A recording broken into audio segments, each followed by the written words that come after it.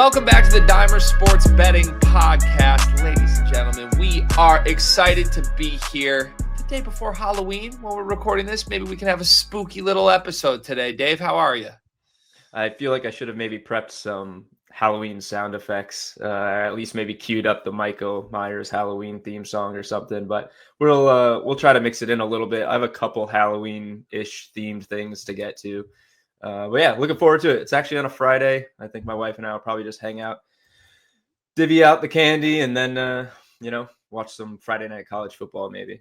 Hell yeah. So clutch to have a Friday Halloween if you have young kids like me, because that means we can do the neighborhood Halloween trick-or-treating, and then they go to bed, and then mom and dad get to go across the street to the neighbors and have a nice little weekend Halloween party. I'm very excited about it. I drafted this college sports fan that wants to win his bets this weekend. So that's a great costume. And we've got a Halloween play from the College Corner. On the orange, very well themed. So it's working out. We're in the Halloween spirit, you could say. It should be a fun show. All right. This is our second episode of the week. Reminder, we do this show twice a week, every Tuesday and Thursday. What's coming up today? We've got Thursday night football preview for you. We'll unveil our primetime parlay. We've got some more betting angles for the NFL Week 9. Of course, we will lock in our official best bets for the weekend, a first touchdown round robin as well. We'll conclude the show with some personal plays. But before we get started here, we talked about the King of the Court on Tuesday. And you and I were texting during the NBA slate Tuesday night as this unfolded. Our top overall, Giannis, and our personal pick of Tyrese Maxey ended up splitting the pot at 52 total points, rebounds, assists. How'd you feel as this was unfolding, Dave? I felt pretty bitter, to be honest. I was watching that. I mean, it was down to the end. Giannis had like 49 or 50, and there were like 45 seconds left. I'm like, he's going to get this. It was, I think, a pretty close game. I was like, there's no one the ball's going to besides him. And it's PRA, so like any way he's involved is getting it. And then he had 53 and apparently got stat corrected. So we did push, sort of, so to speak, I guess push. It's a win. We got a whopping $20 bonus bet. That would have been 108 for Maxey solo. Feel a little cheated, but we were correct, like spot on, and that's what matters the most. So looking forward to next Tuesday.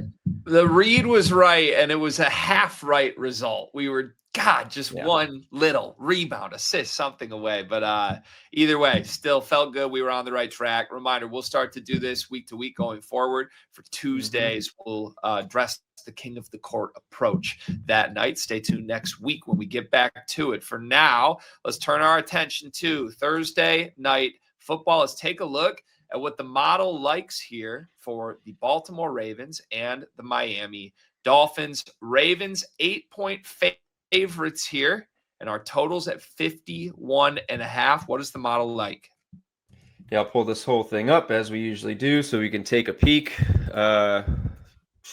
+8, yeah, for the Dolphins. There is the advantage there per the model, 54%. No edge really to speak of, as you can see if you're watching, 0.7%. So fair odds. It's not a bad play. It's not a particularly good play from a value standpoint. Under is a little more in play as far as value goes, 1.8%, similar 54.2% probability. And the Dolphins get an edge to win as an underdog, just 27.3%, but at +370, you're getting, I think, what would be fair odds of 280 or so. It would be shorter than 300 there. So pretty good value if you think the Dolphins can pull off back-to-back upsets. We did highlight that our money line plays, I think particularly on underdogs, have been pretty profitable this year. In the Tuesday show, we looked at the model report. Or no, that was actually last week we looked at it. And the Dolphins ended up winning, which were inside that range of edge, value, and market. So we have that again. If you're on a Dolphins back-to-back upset, that is a play here. I'm personally not going to touch that. I think this one, as we kind of often discuss on the show, is more of a props game for me. And with that said, the big story of this game is the Ravens getting Lamar Jackson back for his first action since week 4. So pretty much everybody's prop angle is a lot more enticing on the Ravens side rather than it was for the past few weeks. There were times he didn't look quite himself early on, but he was playing pretty well still. 10 touchdowns, 1 pick, 1 rushing touchdown, over 1,000 total yards through 3.5 games or so. He has dominated the Dolphins in his career. 2 games with 5 touchdowns, 14 TDs and 1 pick overall through 4 games. And the Dolphins have managed just 1 interception this year. So if they're going to be passing a lot, I think Lamar Jackson is probably going to carve this up. However, whether or not they pass a lot is kind of the question in this, which we'll get to a little bit. On the Dolphins side, offensive roster has been a bit of a rotating cast this year for their, chagrin. They've only had 1 game played with Tyreek Hill, Jalen Waddle, Darren Waller, and Devin Achane. Someone's been hurt. Darren Waller wasn't even playing. And big surprise, they won that game. It was against the Jets, but you get the idea. They just have not had their team at full strength pretty much at any point this season. On a short week after an upset, what to take away from that kind of remains to be seen. But for them, it's been all Jalen Waddle and Devin Achane as the pretty much only 2 focal points of the offense. We'll look at a couple prop angles there. And as far as the spread, I was thinking this kind of feels like a weird one, not just because of the number. I don't think you see a lot of +8s very often, but 4 total wins between these teams this year feels like it's kind of anyone's game, despite what I would think everybody would agree. The Ravens are the superior roster, franchise, quarterback, pretty much everything here, but they're pretty much sitting in a similar spot so far through 8 weeks. It's the healthiest the Ravens have been all year. Lack of our Dolphins defense suggests that they'll probably roll in this game. I think the spread is appropriate. And even though the model is at the Dolphins with a 54% probability, the lack of value has me not looking to chase that very much. So definitely a prop game for me. But, as we've pointed out, if you think the Dolphins are live for an upset, there's an edge there. And, if you're betting money line upsets, probably the only way to be profitable over the season is getting it when it's value and mispriced. Otherwise, you're going to be chasing some units from fair odds. Yep. I agree for what it's worth. I wouldn't touch anything with the total or the spread in this game. I just need to see this Ravens team with a healthy Lamar Jackson again. My intuition here is that early in the season when Lamar was active, their problems went far beyond Lamar Jackson's health. Like that defense has been destroyed by high-profile offenses all year. Say what you want about Miami. They're certainly not the Miami from 2 years ago, the greatest show on turf. But last week they got a little bit of life. They still do have playmakers. So to me, I could see this game going both ways. My gut would side with Miami, and my gut is kind of right where the model is. Like there's an edge here, but it's a yucky edge. Do you really want to back that number at 8? The model says you should. I don't blame anyone for blindly following the model. If you do, you're a little more courageous than me this week until we get one more closer look at Lamar Jackson. Okay, with that said, let's talk some betting angles for week 9. I'll start with our first one. It's a great segue from what we were just discussing. It is the return of Lamar Jackson. That's obviously the biggest storyline, I think, in the entire league this week, but let alone in this game. So let's take a look at some of his projections. He is QB1 this week in our fantasy projections, 24.4 points. That is behind only Christian McCaffrey for the entire week. So the model is buying this is a full-blown I'm back week from Lamar Jackson. If you look at this specific matchup with Miami, 4 different rushing touchdowns have been allowed this year to quarterbacks. Drake May, Justin Fields, and Daniel Jones combined for those 4. So it's a pretty good matchup if you're trying to talk yourself into Lamar having an immediate impact.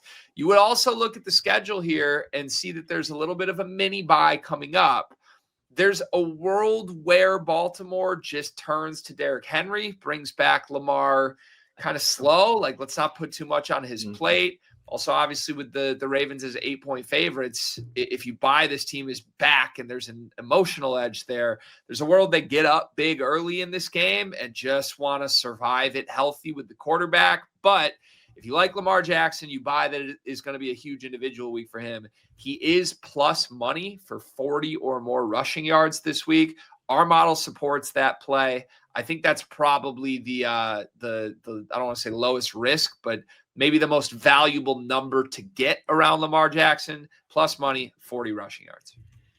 Yeah, and like you said, those 4 rushing TDs allowed are all to quarterbacks you'd say would kind of fit this mold.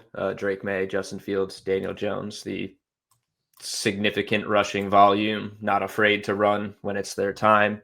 Notably, nothing to Josh Allen in that game. I don't think he really had to do much. I'm pretty sure that was a James Cook game. So pretty understandable there.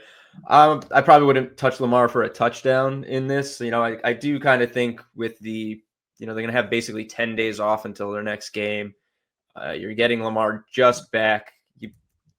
They have the division in play here. You probably want to play this pretty safe with your franchise quarterback, right? I mean, you just got him back. So I think it's probably going to be a little lighter on the Lamar load. I don't think the 40 plus rushing yards is a bad look at all, because as we know, that could take 1 or 2 scrambles and that's it. I'm sure there's going to be at least a few designed Lamar Jackson runs, and this Dolphins defense has not been very good against the run at all. And I think that's a pretty good segue as well right into the next one, which is, are the running backs going to simply dominate this game? And I think that might be pretty much not the only thing I'm going to bet in this game, but the thing I'm looking at the most is Derrick Henry. Might have a vintage Derrick Henry game. And I'm going to list off some running back performances against the Dolphins this season. Quinshon Judkins, 84 yards and 3 touchdowns. Kamani Vidal, 124 yards, 1 receiving touchdown. Rico Dowdle, 206 yards and a touchdown. James Cook, 108 yards and a touchdown. Ramondre Stevenson, 142 total yards. He didn't score. I think their claim to fame, the Dolphins defense, is that they somehow didn't let Jonathan Taylor score a touchdown against them. I mean, if you go back and look at his game log, I think he has 2 without, and it's this one. Daniel Jones vultured both of them. So, is there any reason to think Derrick Henry isn't going for 150 and 2 touchdowns tonight? Why wouldn't he? Pretty much, No, he should. I mean, I back to the Lamar point too. I think if the Ravens have their way in this game, they want the smallest workload possible for Lamar. Like, let's just keep him healthy. Let's ease our way back into this. So, yeah, I think there's no reason it shouldn't be like the heaviest usage Derrick Henry game of the season. I'm invested in this. Yeah, he went for 169 and 2 touchdowns in week 1 versus the Bills, and this is probably going to be the closest we've seen this Ravens team look to that team since then. It all lines up for him. In a good matchup. His line is 90.5. So, 100 is plus money. 150 is going to be a pretty decent look. I mean, I don't know what 200 is, but it's something I'm going to be looking at. I didn't do a ton of deep diving into the odds and the lines, but the matchup is right. And if there's one like super nuke angle, I guess I'm playing in this, it's probably Derrick Henry to just do what Derrick Henry does, push for over 150 and a couple touchdowns, have a little fun with it. Another running back angle from the Ravens side. Dolphins do allow 4.8 receptions and 40.2 receiving yards to running backs. Derrick Henry doesn't really get more than 1 target per game for the most part. Justice Hill has 2 games with 6 targets this season. Both are without Lamar. So, maybe that's not going to be the game plan, or he's going to be involved in that sense, but something to consider if you could find a decent line on Justice Hill receiving or receptions. And on the Dolphins side of the thing, Mike McDaniel said he was going to shake things up with some game plans and stuff, and he did. Devin Achane, Ollie Gordon, and Jalen Wright all saw at least 10 touches on Sunday. Achane was still the clear leader with 23, but Ollie Gordon was the most efficient. I don't know if they're going to be able to fully put him back in the closet, basically, for this offense. So he's probably going to have to get some looks. Maybe he's a sneaky target for some yards throughout this game. We've got him at 22 rushing yards, so not much there, but he's plus 149 to get 25. Another angle probably worth looking at. This Ravens defense has given up a ton of rushing yards. Tua, a sneaky little rushing play. His line's like 2.5. He's actually cleared that in 6 of 8 games. So plus money at 5 there. So a lot of little rushing angles in this. I think this game is going to be pretty ground focused, and you're going to see that reflected in a couple things we talk about later. Yep. It's a good one. Yeah. Shift to the air a bit here. Little betting angle. Not going to take too much time here, but Mark Andrews yards ladder. I'll probably play him at least for a couple of these. I'm not going to go too high. I'm not going to push like 50, 60, but we have him for 34. His line is 29.5. Dolphins allow the 6th most receiving yards to the position. And Dalton Kincaid, Oronde Gadsden, Kyle Pitts, Mason Taylor, Tyler Warren all recorded 59 plus yards against this team. Only Kyle Pitts of that bunch went under 65. So, I'm sure no one's happier than Mark Andrews to have Lamar Jackson back. So could be a little play there as well. That's fine. I like that. I'm in on any ladder that you pitch that the model shows value in. Let's do it.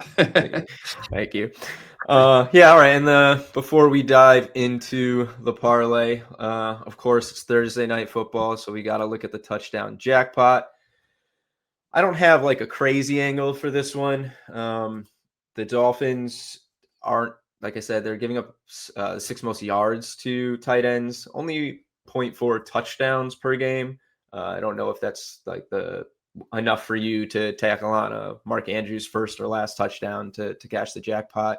My sicko play would be Justice Hill, like a sneaky little dump off early or late.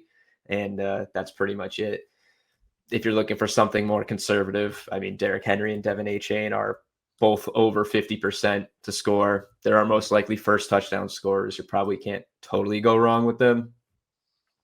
Maybe a Rashad Bateman type, but I think I'll probably play Justice Hill because I just like to play these absolute long shot guys and hope you get a nice big bonus bet return. It's the right way to approach that promos. It really is. I mean, I don't knock people going for the high probability route either, but like tactically hitting one of these long shots is as valuable as hitting like a lot of consecutive favorites with this. So I like the Hill angle for sure. If you do want to go high probability, I would just go Henry. Don't overthink this. It should be an enormous day for Derrick Henry. 19% anytime touchdown for Hill is it's not nothing. So, I think there's a 1 in 5 chance he finds the end zone. And if it's first or last, you're getting the jackpot. So I like it. $5, entry fee for these jackpots. It's worth it for me. I like it a lot. Okay. All right. There's some betting angles for you for Thursday night football. Dave mentioned it. Same game parlay for Thursday night. Thursday night lotto. We're battling through maybe a couple technical difficulties here if you are following this podcast and you hear a couple ins and outs, but we're going to work around it. We will always deliver the goods, and the goods we have here to deliver are our Thursday night same game parlay. It's Ravens-Dolphins. We got this at plus 700 on DraftKings. They've got a 30% boost you can use. That's how I played it. Took it up to plus 910. We're going to start with Derrick Henry, 90 plus rushing yards. We just talked about how running backs have shredded this team for yards this season. It's a high total at face value, but Henry's ceiling could be 200 in this game. He's projected for 91.8, so we're right there, but we're playing the matchup alongside his projection. He's only hit this in 2 games, but we know he can take the big runs to the house. The Dolphins have allowed a rush of 35 yards or more in 4 games this season. And how many times have we seen Derrick Henry from the 2-yard line break it all the way through? And that would do this whole thing. So we'll take him for 90 plus tonight. And then we're going to go over to the Dolphins sideline, also on the ground, and look at Devin Achane for 50 plus yards. He's hit this in 6 of 8 this season, 3 straight games, has a rush of 46 and 49 in 2 of his past 3, pretty much almost cashing this on a single play. Ravens have been susceptible to the run this year, even if they're getting a little bit better, 128.9 rushing yards per game. The offense runs through Achane, as we talked about. And while I said the other guys got some work, his 23 touches last game were still more than Jalen Wright and Ollie Gordon combined. They were hitting their season highs. Finally, Mark Andrews, anytime touchdown. Like I said, no one is happier than Mark Andrews to get Lamar Jackson. 50 touchdowns in 99 games with Lamar Jackson. His last good games of this season came with Lamar under center, caught 13 balls in weeks 3 and 4 before Lamar went down. only saw 12 targets with Cooper Rush under center. That should change tonight. Dolphins allow the sixth most yards. Thank you. Sorry. Just 0.4 touchdowns per game, but we'll take the shot here at almost a 33% probability, plus 185 odds, almost fair price. Top 3 mark on the Ravens. And as a little bonus, Mark Andrews has 17 red zone touchdowns since 2023. He's a machine down there. If Derrick Henry gets him into the zone and they go to clean it up, look for Mark Andrews to catch a little one in the corner. 7-1 up to 9-1 if you use the 30% boost at DraftKings Sportsbook. That sounds good to me. It's fun when these primetime parlays end up being the biggest stars in the game too. Derrick Henry and A-Chain, like, you know how heavily they're going to be involved. You don't need to worry about it. If they're not off to a hot start, like, they're still going to get the usage that could potentially break a big play and get you there. So I'm in. I feel confident in this one. 9-1, just over it is great for our primetime parlay. Thank you very much, Dave. Let's look beyond Thursday night now. Plenty more games to look for in week 9. We've got some storylines for you here. Storyline number 1, Dave, what do you got? Latest edition of Bills Chiefs. How is this not a primetime game? I'm pretty sure we're in flex territory at this point. This is not being flexed so that we can watch Commanders Seahawks, I guess. That's okay. But this is your MVP. This is your MVP race right here. Plus 150 for Mahomes, plus 450 for Josh Allen. Both teams are coming off huge blowouts in their favor. Looking pretty great. Predicted pretty super close matchup. 52% for the Bills to cover +2 at home. I would expect a lot more of what we've seen in these games down to the wire, probably a 1 or 2 last-minute lead changes. Big angle in this game will be Isaiah Pacheco is out. We talked about this on Tuesday. Brashard Smith may finally be getting his time. The model's not predicting a explosion game or anything. 20 rushing yards, 17 receiving, 24% touchdown probability, but 1 in 4 there. Rushing game has been the Bills' defensive weakness this season, so could be Brashard Smith's sneaky play, but he's going to be buried behind pretty much everyone else on this depth chart, which is Rashee Rice, Travis Kelce, and they're even pushing Xavier Worthy out of this at this point. So bet with caution on anybody outside the top guys. In that vein, Juju Smith-Schuster plus money at 15 yards. We've got him for 19.3. Sneaky little play there. He's pretty much only catching intermediate to deep passes, not a lot of underneath stuff. So probably wouldn't take more than 1 or 2 targets for him to catch that. And while this game's not on prime time, which is a little bit of a metric, or not metric, but a factor I like to put into these particular matchups, you always have to look at these elite QBs to step up one extra bit when they go head to head, like especially on prime time. But in this rivalry between these two, particularly, there's a little extra fire in these guys. So give me both of them for a touchdown. 38% for Allen, 20% for Mahomes. It's plus 850. Like, give me that. Dude, Patrick Mahomes in like prime time, big rival type games. It's one of my favorite bets in all of NFL betting. Like, he uses his legs more. He just freelances more when he needs to in those spots. I actually, at my personal play at the end of this episode, is going to include Mr. Mahomes to find the end zone. So more on that in a surprise seasonal play later in the show. But I like where we're at, Dave. I like where we started here. Next up for storylines for us, Puka. Oh, do you have something before we go to the next one? Yeah, Rook, I was just going to say, for as much as Mahomes is running in this offense, like pretty much since week 1, he's consistently at like 350, 400 to score a touchdown, which is understandable, but he's running, I don't know if I'm, without looking at the stats, I'm not going to say as much as Josh Allen, but it's probably not that far behind, and Josh Allen's going to be minus 110, plus 110 every time, so yeah, that's it. Yep. That's the last and no Pacheco. Like, I'm not saying they're going to run a quarterback sneak inside the 3, but you've kind of lost your goal line back. They're probably going to run some more creative pass type plays once they're down there. I think it's a really, really smart play. Okay. Yep. Second storyline for the week for us here. Puka is back. The best receiver in the NFL off the start to the season is returning, and our model agrees. 22.8 PPR points projected for Puka Nacua. That is tops in the league, the 6th overall projected player in the entire NFL by points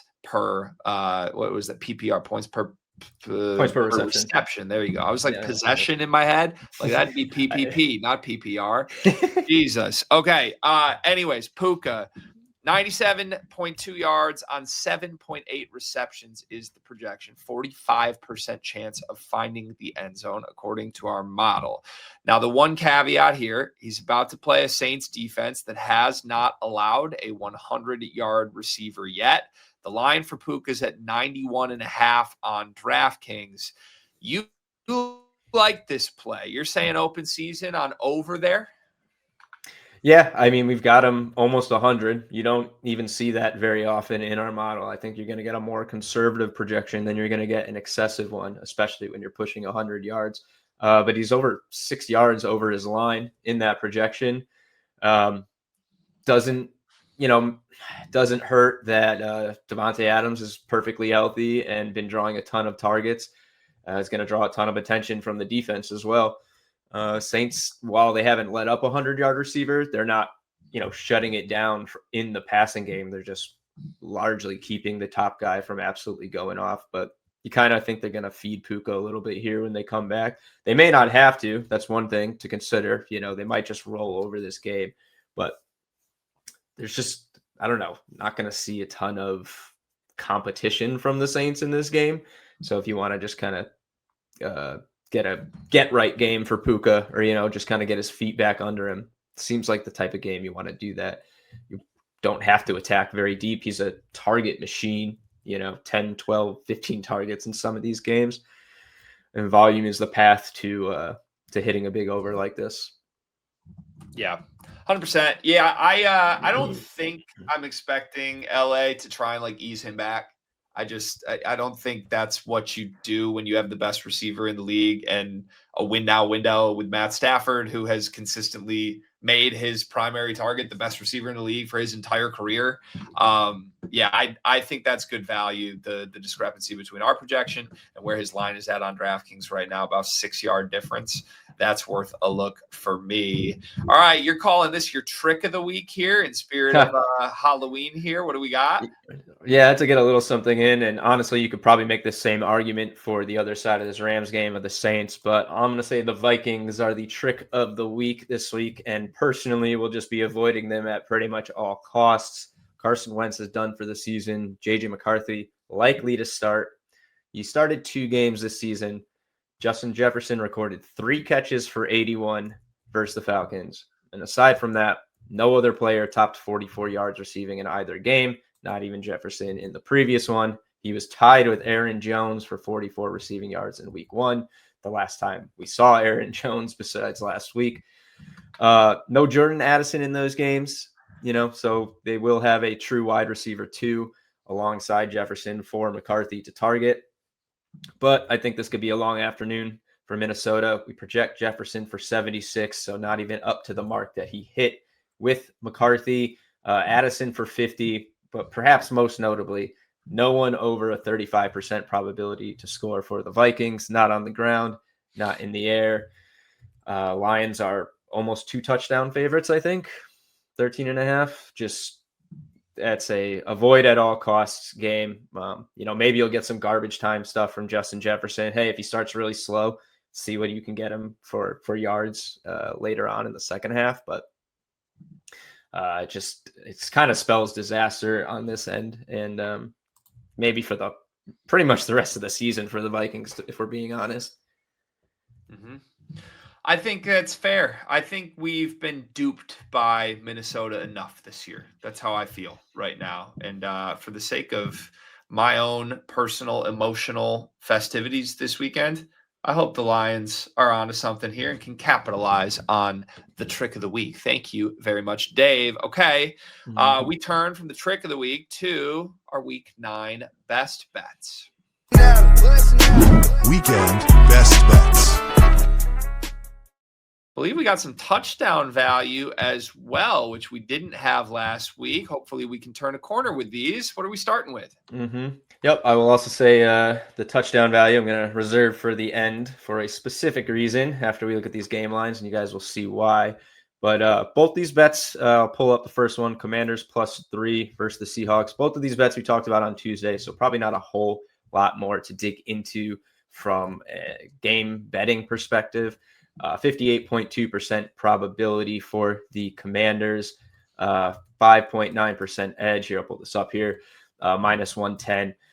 This was an early edge on Tuesday. It's held up pretty strong, even though it was 3.5, I believe, when we looked at it then. Jaden Daniels is expected to practice in full all week. That'll put him in line to start, much to the benefit of Washington, who will now once again be without Terry McLaurin, who did in fact aggravate his quad injury in that game. He did get paid, but that holdout is not working out for this team.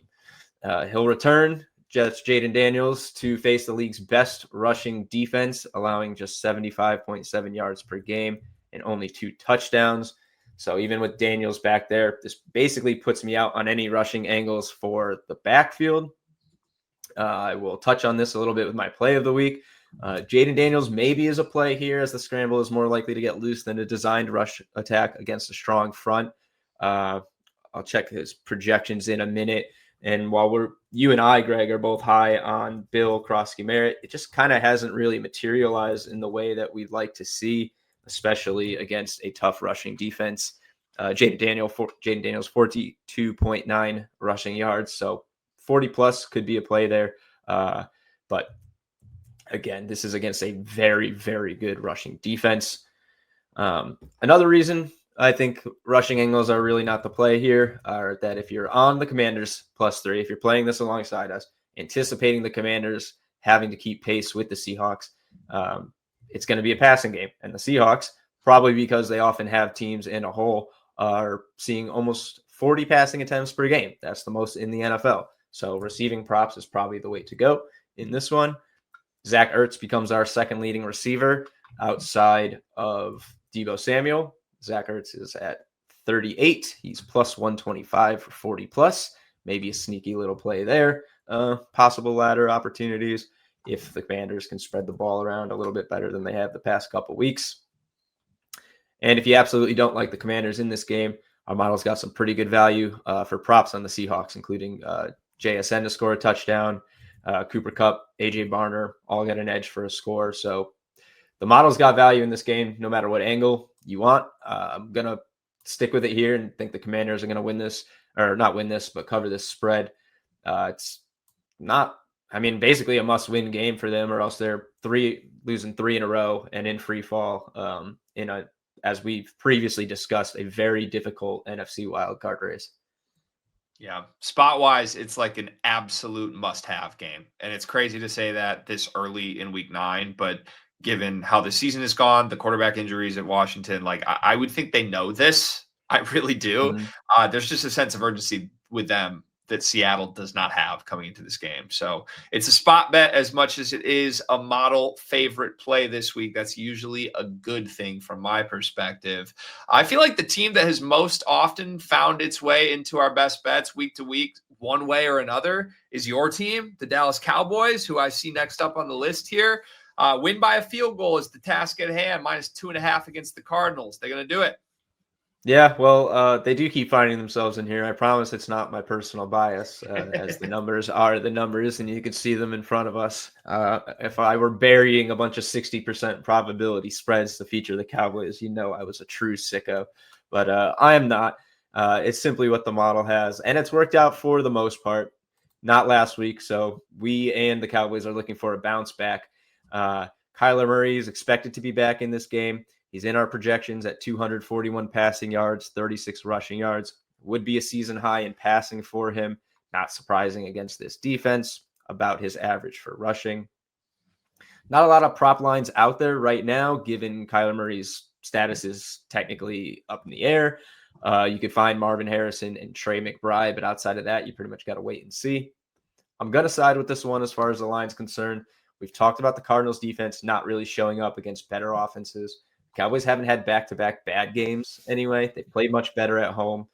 While we know the underdog has been covering a lot in Cowboys games, this one just kind of feels a little bit different given the scenario both these teams are in, the games they're coming off, the real kind of influx nature of the Cardinals backfield, as we talked about on Tuesday. But if you're looking for some prop angles, it's the receivers against the Cowboys, right? It's pretty much every week we talk about this. Like I said, you'll have to wait for the lines, but if you don't want to wait, probably a big Marvin Harrison game in the cards. Cowboys can't cover anyone deep.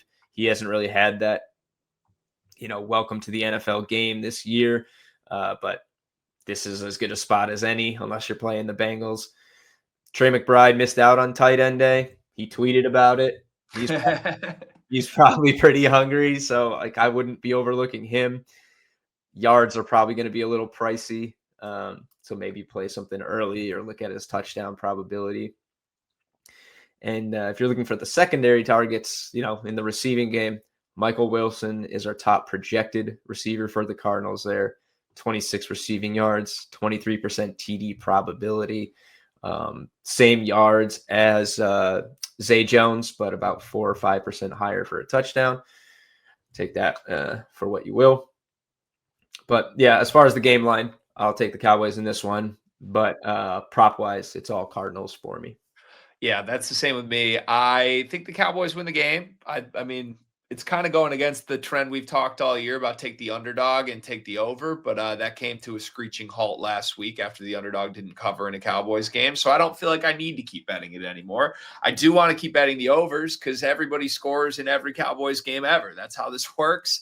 I do think Dak's going to just lead this offense to a win. I don't trust the Cardinals in their current state to actually win a game against a team that can hang 40 any given week, but I do trust the Cardinals to move the ball and still score in their own right. And I'm frustrated right now because I wish those secondary guys were out in the prop market.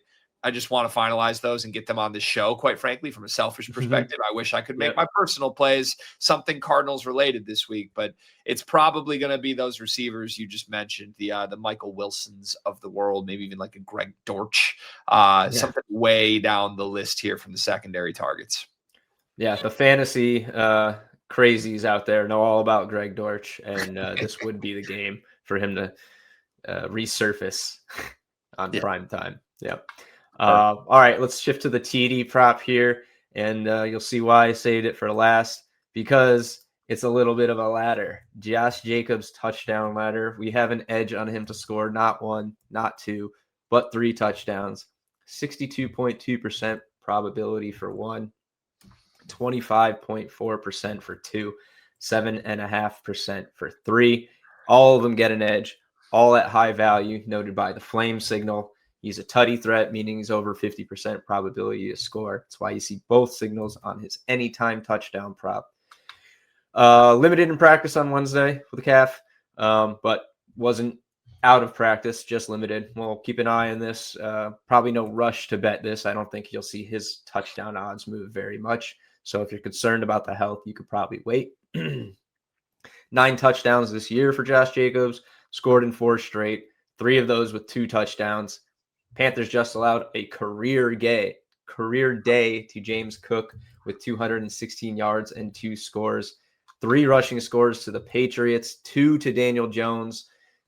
They let up rushing touchdowns. They let them up in bulk. And this is probably as good a spot as Josh Jacobs will have in most games this season. Amen to that. It's an auto ad for me. Anytime our model brings out the fire emojis with a touchdown prop that gets increasingly higher with one player, you don't see that every day. And when you do, it's begging you to place a ladder bet. So add it to my card. I'm in. Josh Jacobs. Hopefully we get 3 of these weekend and we can have a big celebration on the pod. There you have it. Best bets. Would it be the first Packers 3-piece we got on this show? Romeo. No, Doubs. Romeo Doubs. Yeah. I mean, that would be special if we're halfway through an NFL season, hit 2 Packers ladder plays trio bets. That'd be something. Yeah. I believe. All right. Thank you, Dave. Thank you, Model. Reminder, if you want to get all of these insights for yourself anytime you want, you can. Get Dimers Pro. 50% off is a deal we have for you to get Dimers Pro right now with our promo code PODCAST. Go get it. You want to see these projections yourself. There's way more than just player projections. It'll tell you the best bets, the best props to place every single week. But if you just want score predictions, the edge on each bet for totals, anything, all sports, basketball, World Series still going right now. We've got you covered. Make sure you get Dimers Pro. Use promo code podcast for 50% off. All right, Josh Jacobs touchdowns are on the card, but I want some more touchdowns. Let's do our first touchdown round robin next. Who do we got this week? Well, spoiler, you're going to see Josh Jacobs on this. But first, we have to get to our top overall guy. And, there's some more Josh Jacobs. See, he just won't go away. And we're going to start off with Christian McCaffrey. 18% top overall of the week. McCaffrey continues to be the engine of this offense. Pretty light load last week in negative game script. Should be the opposite this week against the Giants. Next highest first TD scorer in this game is Tyrone Tracy at 9%. So not even competition on the 49ers side as far as getting in the end zone first. 27th worst red zone defense in the league for the Giants. Bottom tier rush defense overall with 10 touchdowns and 149 yards per game allowed. Next up is Josh Jacobs, 16.2%. Perhaps the only rung of the TD ladder we didn't look at, but we're going to look at him to do it here. Top 5 anytime TD probability at over 60%. Gets an edge throughout the board, as mentioned. Panthers were just mauled by James Cook on the ground with a 58.3% red zone defense. Green Bay is converting at 70%, one of the best marks in the league. Next up is your man in Detroit, Jahmyr Gibbs of the Lions at 15%. This is a game the Lions should control all the way through. Gibbs has scored first for the Lions 3 times this season. He's a top 5 probability for Sunday's games. More competition than most in this offense, especially when it comes to touchdown equity, but he has a substantial 5% probability over Monty, over Amon-Ra, and this is one of the most efficient red zone teams. Vikings allowing a little over 50% in the red zone, and we know Gibbs can break one and do it without even getting down inside the 20. They've gone away from Monty in recent weeks too, just to jump in quickly. Yeah. I know I gave out, was it last week? I think I talked about trying to buy a bounce back from Montgomery. It didn't really happen. I am starting to get suspicious that the Lions are kind of doing the full turn to Gibbs that was rumored last year that never came, kind of treat him as a 3-down back. And Monty's gotten 1 to 2 less drives than he's usually had in the tenure of these two together in recent weeks. So I think it is a good time Gibbs is good every week, but keep an eye on that. Montgomery might be getting phased out a little bit. And it's going to be Gibbs early, right? Like you're going to go to the guy you want to set up as the top guy early. You're not going to restrict the touches to Monty. So, thanks you for your insider info as always, Greg. Kamani Vidal, number 4, 14%.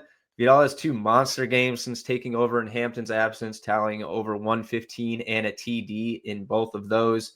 Gets a Titans defense that's allowed 4 more rushing TDs than the next team in the league.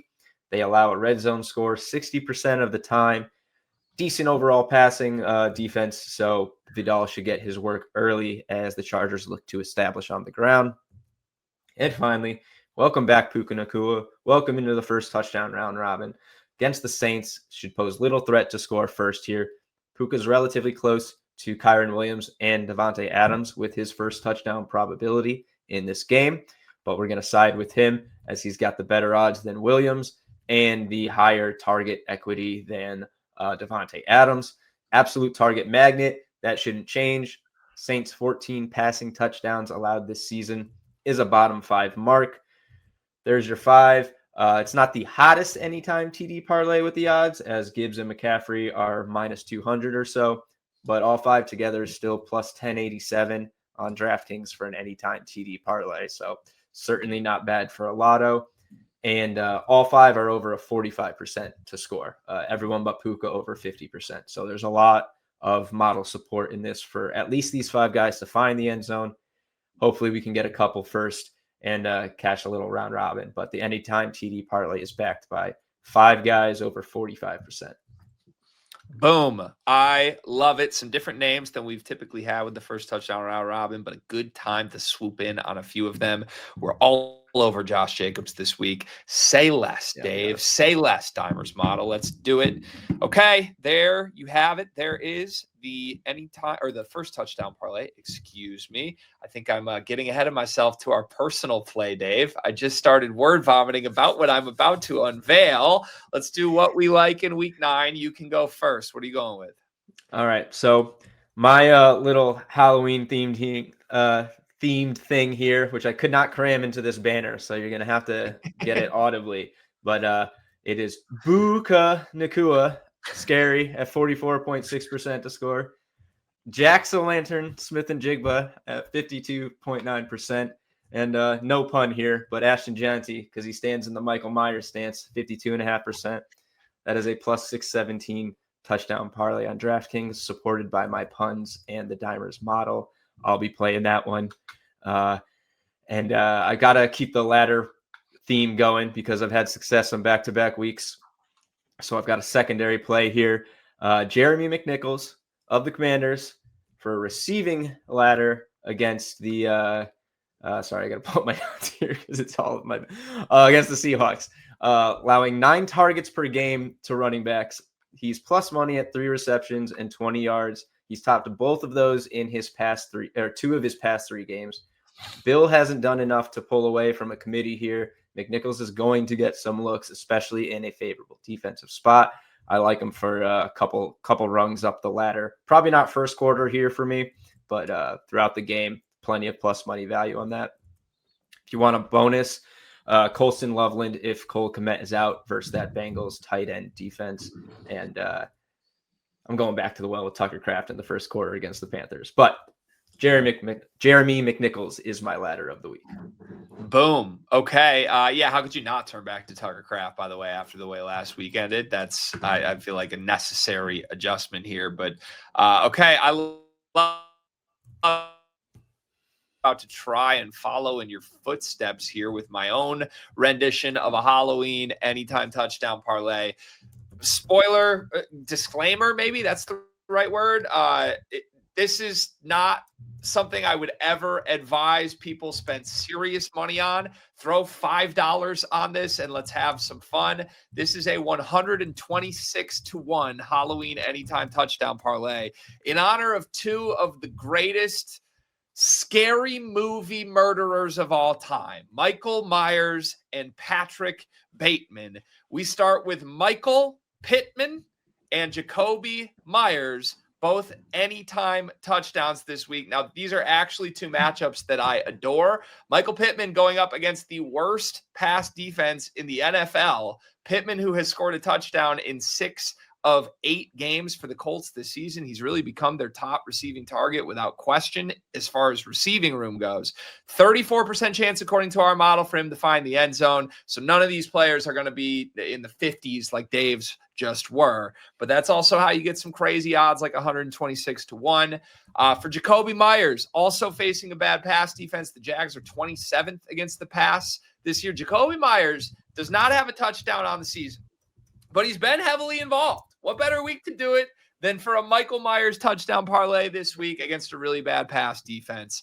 That's the first half. Now we move to the Patrick Bateman half of this. Patrick Mahomes, we already talked about it. It's a big game. He uses his legs way more in these primetime spots against good teams. The Bills' rushing defense, 31st in the league. It's bad. There's no Isaiah Pacheco this week for the Chiefs. I do think Mahomes is going to have to improvise more than we see. 20% likelihood, according to our model, Mahomes finds the end zone, but it's good enough for me with the matchup. And lastly, Rashad Bateman against the Dolphins. Dimers gives him a 26% chance of finding the end zone. Now, the Dolphins' pass defense is just okay. It's pretty middle of the pack.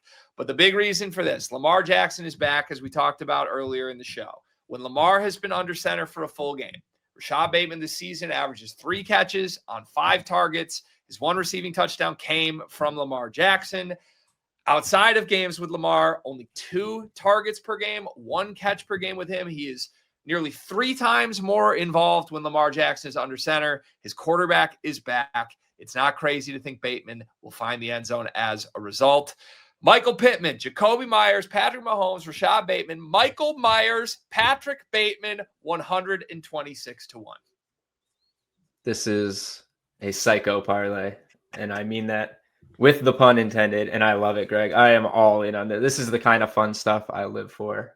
Yes, please bet this responsibly, and if it smacks, give us a lot of love on the show, and if it doesn't, I don't know, go watch a horror movie to get your mind off it or something.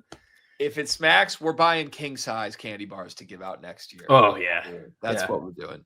All right. That is our personal plays for the week. Obviously, some fun ones in the spirit of the holiday. Let's see what else is going on at Dimers this week. What's on Dimers this week? NHL picks are off to a hot start here, Dave. They are. We shared a couple of slips that our users put together just last week to smack some pretty big parlays. So please put that stuff to work on the site. Trends, props, predictions, bets. There's a whole lot on there. NBA projections are off to a great start. We've posted a couple of articles using those, looking for guys that we call triple or double threats. That is a player within 2 points, rebounds, or assists of those marks. We've cashed plus money on Jokic twice. He's hit a triple-double in all 4 games. He's been plus money the 2 times we've gone after him at 150 and 166. DeAndre Ayton double-double we found last night, plus 100. And Josh Giddey we had at plus 593, came up 2 rebounds shy of cashing a triple-double last night. But that Projections Hub is an elite tool to be using. If you have Dimers Pro, you have it. And please don't overlook it. Don't forget about Greg's College Corner, 8-1 run, profitable all season long. First play of that is on Friday, so you can't wait till Saturday if you want to catch them all. Please do not skip. That's on the Tuesday episode. I'm actually going to be putting up a little article talking about Greg's little hot streak on site, so you will find it no matter where you look pretty much. And, of course, the NFL betting guide that I put up weekly will be up this week. I will try to pick a survivor pick that doesn't require Kirk Cousins to have a good game, as I did not even put the Falcons in last week. I apologize if I cost you Survivor League, but I got you all the way to week 8, so don't give me too much grief. Dave, I think you and the model as a tandem have won us enough bets that we can forgive you for one survivor pick gone awry in week 8, my friend. We appreciate you as always. All right. We appreciate our listeners as well. Reminder, if you like this show, let us know. We want to hear from you. Just give us a thumbs up, throw a like on there, give us a comment. Please subscribe to the show so this shows up in your feeds every single time there's a new episode. Every Tuesday and Thursday, you can expect episodes of the Dimer Sports Betting Podcast every week going forward. Dave, happy Halloween, my friend. Enjoy the festivities. Gamble responsibly to those of you at home, and we will see you next week. Boo.